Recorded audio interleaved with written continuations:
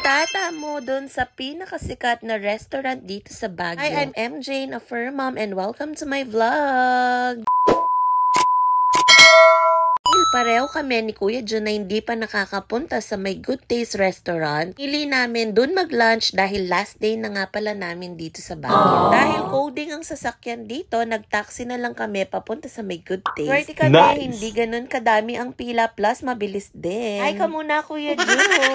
Kaya naman pala mabilis ang pila dahil napakadaming space na pwedeng upuan dito. Sign ko lang din makakita netong robot machine kaya na-amaze din ako. Nagulat din ako sa laki at generous ng mga serving nila dito. I-post na lang po ang video kung gusto nyong makita ang mga presyo. Nag-order ako ng sweet and sour chicken, then si Kuya Jun naman ay baby back ribs. Plus, nag-order din kami ng halo-halo, pero naghati lang kami dahil ang dami ng serving niya. Wow. Gamit nga pala kami ng senior ID dito sa total ng bill, kaya ni-less din nila. So, ayan na, ang isa-serve sa inyo na may kasama pang gulay. Kung akala mong pang solo order, pwede siya hanggang 2 tao.